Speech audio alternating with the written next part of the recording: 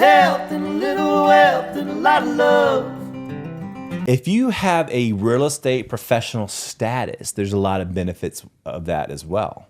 So let's say you have rentals. I tell everybody, if you have more than 2 or 3 rentals, you should go ahead and get your real estate license, because there's so many benefits there, because you're technically a real estate agent, and there's just so many things you can do with that, right? Offsetting your rental income, a lot more.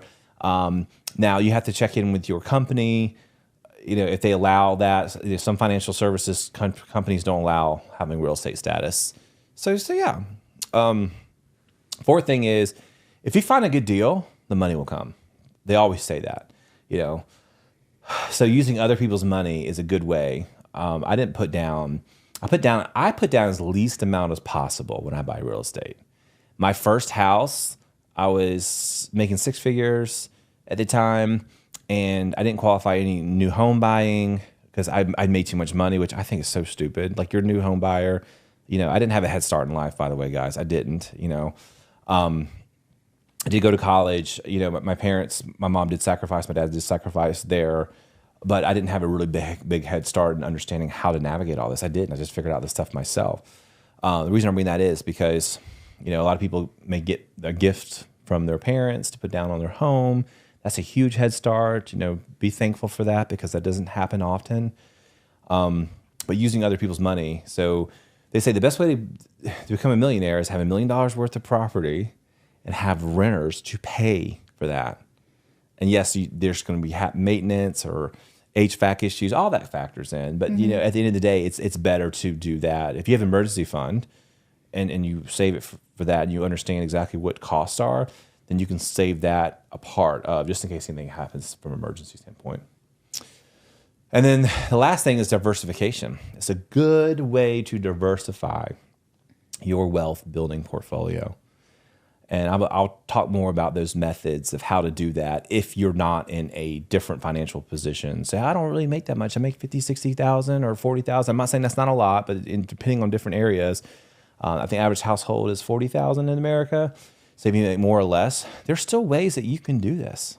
There is, and I'm gonna talk about those.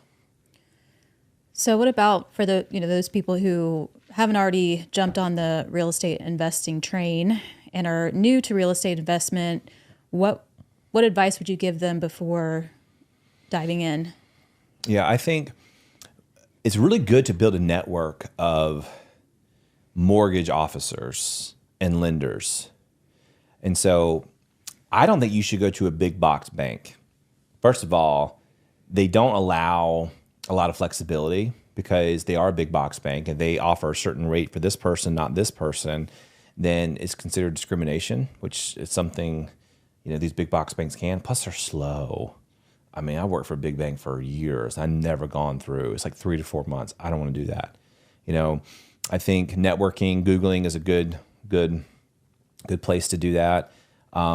What I usually do is I have multiple mortgage officers that I've just have relationships with over the years. I've done 6 or 7 major real estate transactions, whether it's refinancing or home purchases. And so one mortgage officer, the house that we're in now, had a construction loan at 2.5%, which is insane, back in 2020. Mm-hmm. They gave us $200,000+ to expand this home, and we live like a mile. We can see the skyline from our house. Like, we can walk, and we're in the middle of all the action. It was such a great investment. I know it was hell, but it was such a great investment for us. So I think it's important for us to have those, because this is what I do. This is a Zach hack. Zach hack. What you do is you get a mortgage and you send that to a competitor. Say, hey, can you do better? And this other person's like, oh, I can get you better rate. Oh, okay. Then you send it to the other person. Hey, they got me a better rate. Well, guess what? I'll pay for your closing costs. Oh, okay. Then you go to the next person. I'll get you a better rate. I'll pay your closing costs, and you don't have to pay PMI. PMI is private mortgage insurance. Now, that doesn't always apply because there are loans that you can get for the Federal Housing Authority, FHA. I think that's right. If it's not, send me a note. There's a process you can go through there, which I'll touch on a little bit later. So yeah, that's some Zach hacks there. But you go through the mortgage process. You find a lender. You go through the whole lending process. You get to your credit score. FICO and credit scores was our last episode. So if you guys want to beef up your credit scores, that's a really good place for you to start. Do not open a credit card when you're about to buy a house, guys. Don't do that. Make sure your balances are low. Check your credit report. Make sure everything's in the best standing place, because it can save you literally tens of thousands of dollars when you buy a home, but based upon your down payment and your interest rate.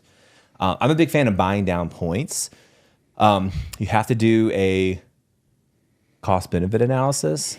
So I think I actually did buy some points down on this current home, which I probably shouldn't have done, because I did not get the buyback rate, which was 5 years. You pay for yourself in 5 years. I'm just shy of it, but that's okay. With a little help and a little wealth and a lot of love, that's the life that we live. Suits and scrubs.